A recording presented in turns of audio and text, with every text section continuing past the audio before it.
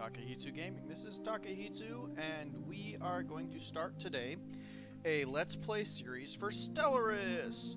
So, first things first, I have probably, checking it out, I've got like 790 something hours on the game. Okay, so I'm almost at 800 hours. I am obviously a veteran player. I love this game. I've always been into the space scene of pretty much every gaming that's ever been out there, and well, quite simply put, Stellaris is for me a very successful game. I also love games like Civilization and stuff. So starting off, I have all the DLC, and I only run about 2 or 3 mods. As you can see from this massive list, I have tried out a huge amount of mods. Most of them are outdated and no longer work. At this point, my mods are pretty much graphics. I do the UI overhaul for 1080p plus, sci-fi loading screens, and then dark UI and the compatibility dark UI for overhaul 1080p. And as I said, it's all pretty much graphics and more colorful loading screens. So we are going to go ahead and get ourselves involved. We'll be playing a new game today. And I have a bunch of different races, some of which... Actually, I'm just going to grab that. There's the default races. Then all these that have this little eagle next to it are races that I've created throughout the years. I prefer insectoids. I'm kind of a spider fanatic. So my preferred races are the 2 spider ones. I've tried reptilians. Well, this is a molluscoid. This is a reptilian.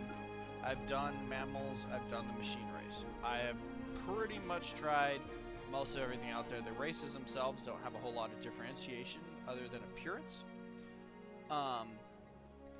As the actual race, you have everything else to set, though, however, as the government. And I will go through my preferred choice at the current time. It is the Ixthlii. I've stolen the planet Ardoon from StarCraft because I'm a huge StarCraft fan. And my original gaming went from just being a solo player in my room when I was avoiding doing homework in elementary school to actually getting out there with 2 games. One was StarCraft, one was Unreal Tournament. But StarCraft being the prominent of the 2. So this really just shows you information about the species. You click over here, you change the appearance. They can be everything from different types of bugs to humanoids, machines. They all have different appearances, and as I said before, all this really changes is the look of your race, and I guess the type of creature, animal, you know, you're a living plant, mushrooms, whatever.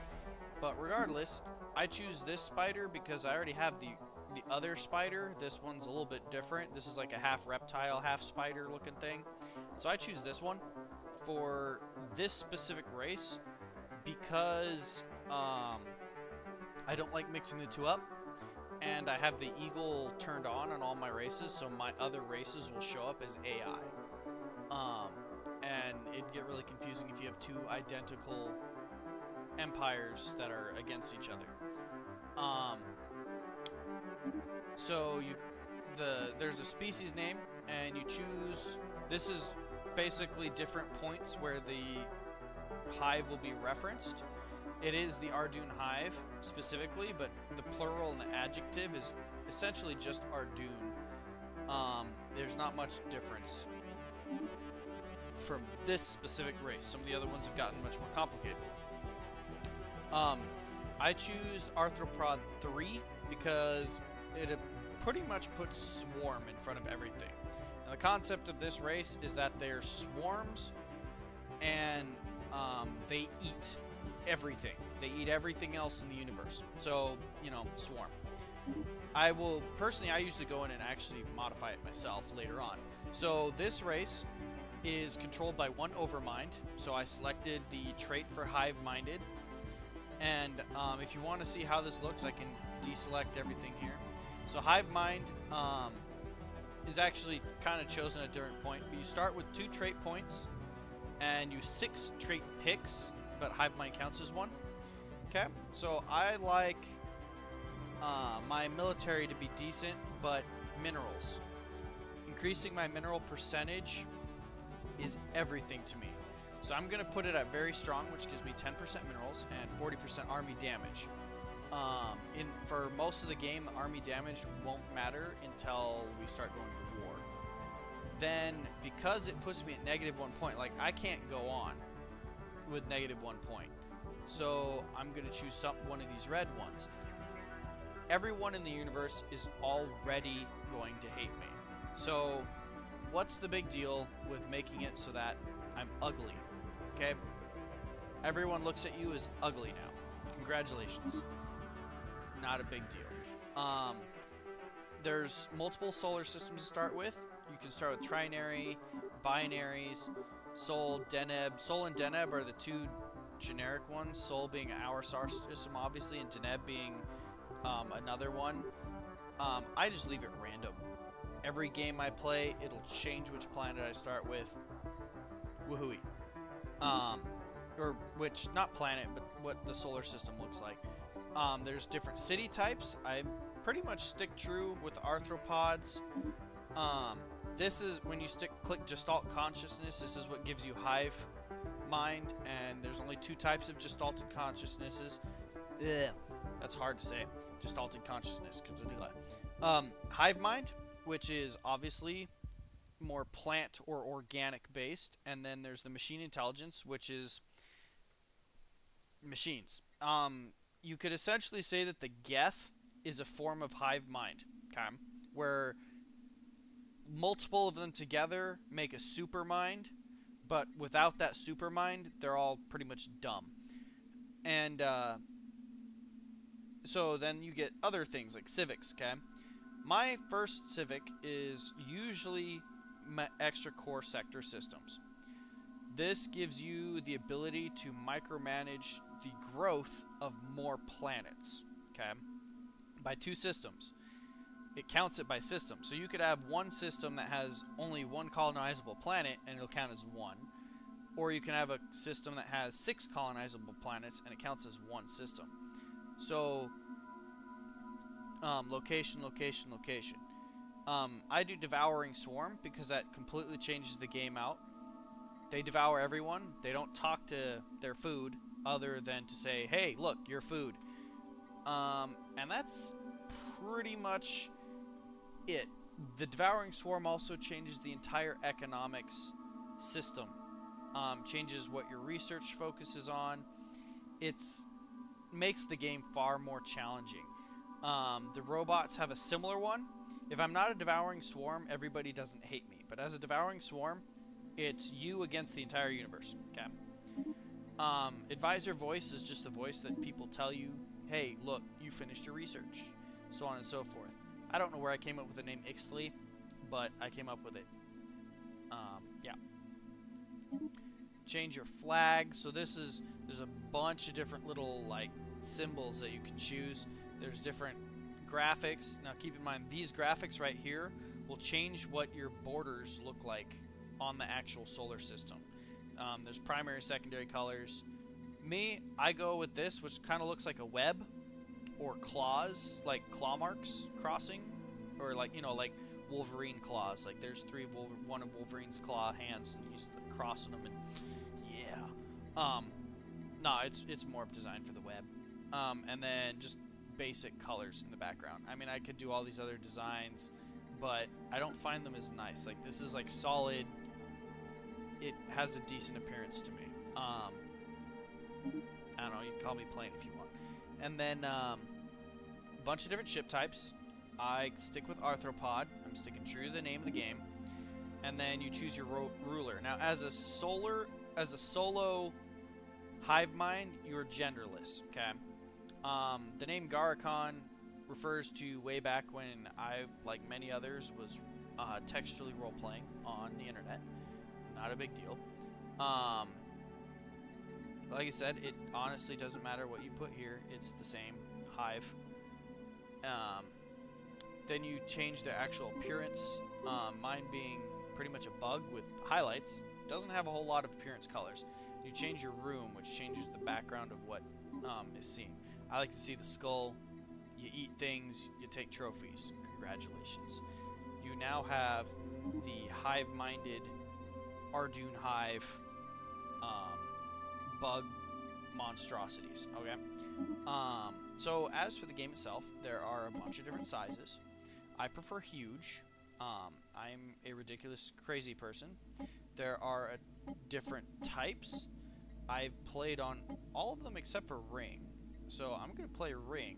I like maxed AI empires. I do not like AI advanced starts. The advanced start basically means you're going to go in there and there's going to be an empire that starts off with 12 planets where you're starting off with 1. Which means that they will be bigger than you, more powerful than you, and there is nothing you can do about it. They're probably going to kill you, and that's all there really is to it.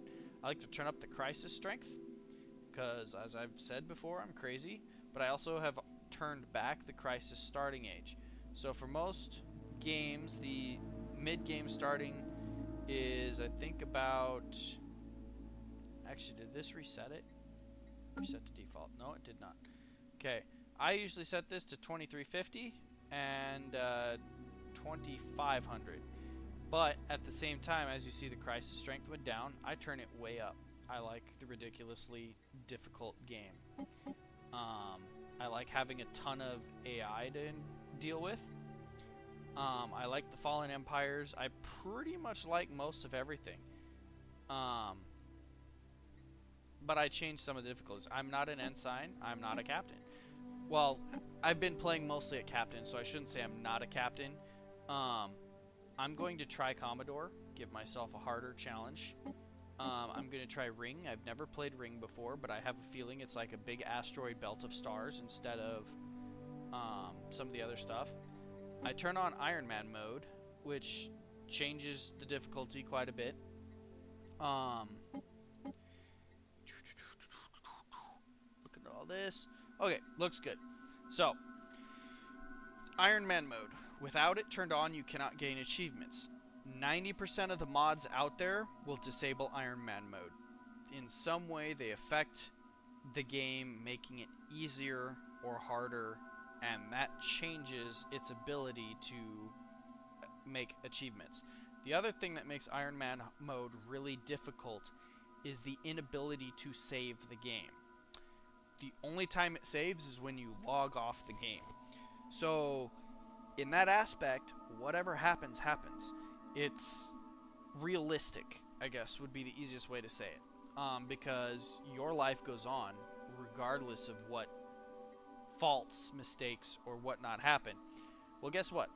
With Iron Man mode initiated, the universe goes on, regardless of who kills who, how badly you failed your frontal assault, what have you. So it looks about ready. Let's get started and begin our exodus of the universe and the complete devouring of all.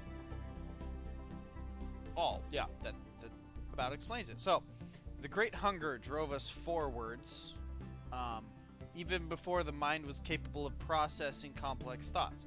We hunted, we fed, and we grew. As prey began to grow scarce, the ravenous yearning for flesh forced us to adapt. We used tools and devised new strategies. As we feasted, the surface of our dune was nearly cleansed of biomass, but the mind eventually came to a horrifying conclusion. Our dune was finite. When we had consumed everything on this world, there would be nothing left to sustain us. Forced to adapt once again, the mind carefully nursed the remaining biomass while new tools were invented. The atom was eventually split, and we developed spaceflight. With the discovery of FTL drives, the mind howled with triumph. Other planets and their biomass were now finally within reach. The hunt was on. Alright, so here we are. This is our star system. we started with an extremely rare trinary star system. Okay, I have actually never started with a trinary star system before. That's also pretty epic. Okay, so what you're seeing here, so this is our home planet of Ardoon. You zoom in, you see a whole bunch of little cities, clouds and stuff, okay? You select it, and here's your general information. This symbol means it's a capital world. Governing ethics doesn't mean anything to the Hive, because we're hive mind. We don't really need to worry about it. You're either the overmind or you're a drone, and so you know it's not very complicated. You click on surface, so all these that have like these little yellow and black marks, like safety marks, you have to clean these off in order to have your population expand on there. These buildings produce different things. Like, for example, this is a mineral, okay? And there's nobody there, so it's not being collected, and you can build a building to further collect that. However, at this point, I'm not going to do that. Next thing is you've got armies. Now, defensive armies will stay on the planet. Assault armies will go into orbit. You can land your assault armies on there, but if they stay there for a remote extended period of time, they start getting negative debuffs. They eat the planet's food. They cause, you know, well, for non-hive races, they cause all kinds of disloyalty and uncomfort and grumpiness, and it gets crazy. Okay, so on the right, you have the ships. You have the first startup of your empire. Over there you can see the information of the planets that you have. It basically gives you a bar of all kinds of information, okay? So, like, here's your planets, shipyards. Shipyards are where you build your ships. This is my first fleet. I like to rename my fleet to, this one is Hive Swarm Alpha Omega, because that's my Alpha and my Omega fleet. Later on, we will get the additional swarms, but this is the primary fleet. And so you can assign a leader. I will get to that, but at this point, that is not within our financial budget. You have a construction ship. This guy goes around and constructs like research posts. So like you see this planet has a little energy thing under it. He can build a mining station over it, and it'll increase my income, which is up here on the top, by 3 energy. Now energy is basically money, okay? Now for robots, it's also their lifeblood, or their food, okay? You can also build minerals, and then this over here is research type, okay? So you have 3 research types: physics,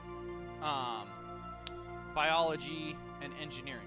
All right, we'll get into those in a minute, but this planet right here, if I build a science station over it, will produce 2 additional physics research.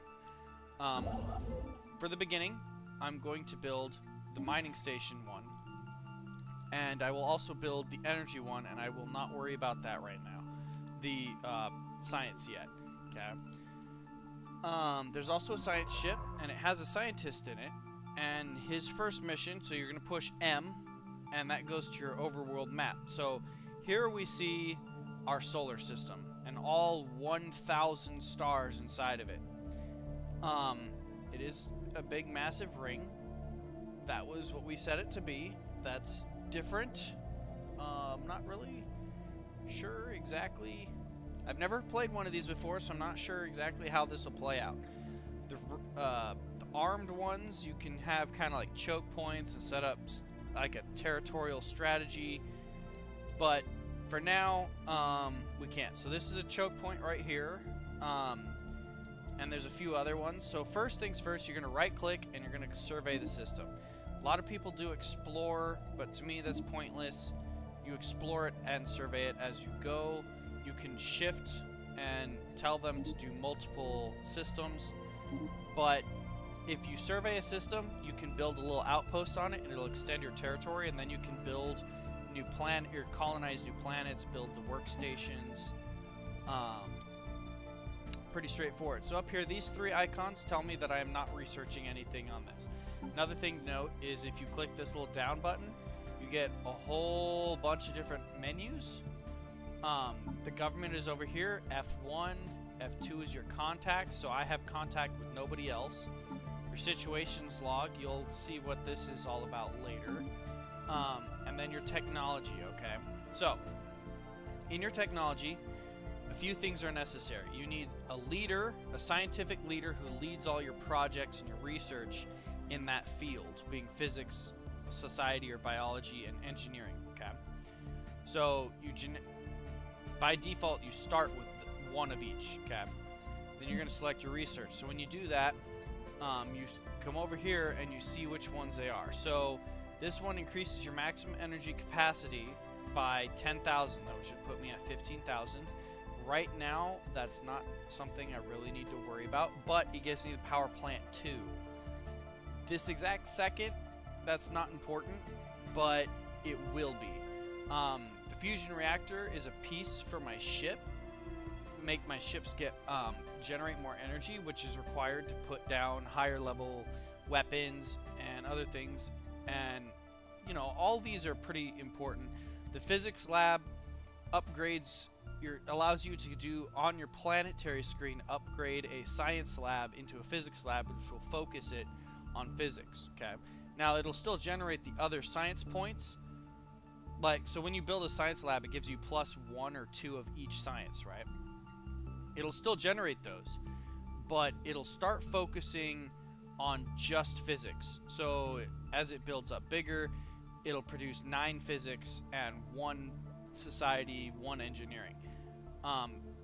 For me to start, since I know what I'm dealing with on this side, my real focus is what I'm going to start hurting on. Most likely in the game, you either start up usually with a very good energy setup or a very good mineral setup. So if you research in the right direction, you can kind of spearhead that, and then it'll help you out. So I'm going to build power plants because what I really want, or field modulation, excuse me, what I really want in the research is actually the research that this allows you to do afterwards. And there is no way to see the tree that I know of. You just kind of learn it from experience. Society, this one's going to get interrupted a lot. So, because everything that you run into in space is going to usually cost society to research. For example, you run into another race of beings. It's going to cost you society research to convert their language so you can talk to them. Now, in my case, I still talk to them, but the only reason I do that is because it gives me this purple currency, which is influence. And influence is your ability to influence the universe around you. Anything that requires influencing anything is going to cost you points from here, okay? So the most basic example is you're building an outpost over a star to extend your territory, costs you influence. And then Unity, we'll get to that later, but of the 3 starting options right now, the only 2 that really look decent to me is this monthly Unity or the population growth speed. And I'm going to do the Unity first because the sooner you can spearhead getting all of your Unity trees filled out and getting your Ascension perks, the earlier you get those buffs. The next one is engineering. And engineering, like physics, deals with one of the 2 incomes. Physics deals with energy, whereas engineering deals with minerals. Unfortunately, I do not have the research that I would like to have had, which gives me, just like this one, the mining construct level 2. But I do have this powered exoskeletons, which does increase my mineral income just as a flat across my entire universe, or my entire race. So I'm going to get this period because this one's the one that's better. Sometimes I would actually go for the engineering facility, but this early in the game it's not going to be a problem. So the game when it first starts off is paused. That way you can set up your basic plan for what you're trying to do with your universe. And then once you push play, the game begins. So, a few things to take note of is you start with 200 minerals and 100 energy, 100 food. Now, under more, you have planets and sectors, and this will give you an overview of your planets, who the governor is. In this case, there's only one governor because it's under my everything that's under your directly colonized planets. That sector limit that I told you about, or not the sector limit, but the system limit that we got the perk that gives us more, which is measured right here. So it tells you I have one system of 7 systems I can directly manage. They're all going to be controlled by your main governor. You start with one. He's not the actual overmind, but he's controlled by this. This drone specializes in it, okay? And it tells you how many population you have, how much of each resource your planet is producing, how much food it is producing, and then its actual size. So, and you can create sectors. Right now that's completely pointless though. Sectors, when you get over your direct controlled systems, you get more systems by creating a sector. However, an AI completely manages it. You really don't have a whole lot of influence on that. Early game, that is actually very suicidal to do. I would not recommend doing that at all. Next one that I look at, and it doesn't matter what race I'm playing, is the policies and edicts. Now, for a race that's not hive-minded, this is usually something you really want to look at first. Edicts, you can always do edicts. They bring a lot of benefits to your empire. In the beginning, the only one you have is Map of the Stars. I am not going to do that until I can start building other outposts and still have this excess. So for me, I'm not going to do any of those. This initial border status is when you first run into an enemy empire, your borders closed or open. I like mine closed. We're an aggressive race. We can't even select peaceful. Orbital bombardment is for when you're at war. Right now, that doesn't matter. One of the 3 things you look at is your food stockpiling. So, if you hold your mouse over your food, it says 100 of 200, which means a maximum of 200 will be stored, and the rest of it will turn into a percentage rate that increases the rate of your population growth. You know, your people are eating tons of food and are fat and happy. They recreate themselves more at a faster rate. However, you can change that here. With 200 food, if something goes wrong, you're not going to last long. That you don't have a lot of time to react to it and try and fix the problem. I turn mine to large. Alright, and it's going to give you a warning that says, you know, once you change this, you have 10 years before you can try and change it again. So it's a change that has an effect for 10 years before you can even try to. Now, I set it to 5,000. I'm going to leave it at that all game, okay? So when my food gets up to 5,000, if I suddenly have an issue and I start losing food, I have a lot of time to fix that problem.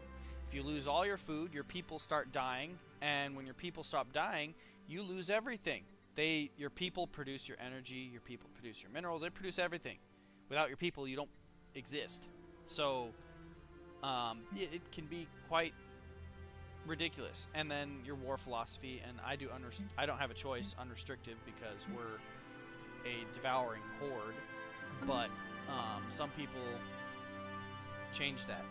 So one of the other things I'm going to do before I unpause the game is I'm going to go to my space station and I'm going to build on your planet. Your planet, you can build your construction ships, your science ships, and your colony ships. I'm building an additional science ship, and that's going to exhaust my mineral cost. And I'm going to hold on to my energy credits because I'll need that to hire a new scientist to function that ship. and then I'm going to unpause, which can be done with spacebar. Now notice there are 3 speeds. There's normal speed, fast speed, and super fast speed. I'm going to do normal for the purpose of this video, but I've gotten to the point where I'm used to playing on the absolute fastest speed and barely ever pausing it. So, there's a little icon here that looks like a puzzle piece, right? It means that the space station is not doing anything. It's not producing any modules, it's not producing any ships, it's not producing any space platforms. Right now, that's fine. It costs resources, and your early game management of resources will significantly change how everything in your game goes. As you can see, I'm going to pause real quick. There's a bar that shows how close you are to building your science ship, how close your construction ship is to building its thing. You can actually go to where they are and zooming in here. You see he's building this, and there's a blueprint on it, and you see what he's actually already built. I'm going to unpause it here, and you can see he's sending out little drones. They're building it. You see parts of it are moving. It's getting put together. It's actually pretty cool. Once the planet finishes building a science ship, it'll give you a message. The science ship's going to appear here above my planet. And then I'm going to go over to here. So, if you have something like a planet that doesn't have a governor, or a ship that doesn't have a governor, where you have this assign leader button, you click on it, and it goes to that specific type of leader that is required for that group. And you click, you have a maximum leaders that you can have, and you recruit. Each leader has a different bonus. They're different age, so your people will die of old age. Some races live for like a turtle, they live for 200 years, and some live for 5 years. Mine, I believe, lives to be about 70, 80 years old on average. For now, that you'll get research that can help change that later. I'm gonna go ahead and do this anomaly discovery chance, but we don't have enough energy credits, so I need 200 energy credits to recruit him. I don't have that, so this ship is gonna sit here useless for the time being. I did not realize I wouldn't have enough for that. That's always nice. Okay. Probably because I'm used to super speed and it just stacks up a lot faster. I believe that does it for my general description of the game for today. And I will catch you all next time. This is Takehitsu Gaming. If you like what you see, give me a thumbs up. If you want to see more, go ahead and subscribe. And if not, then it's been a nice ride so far. We will see you again next time. Have a good one.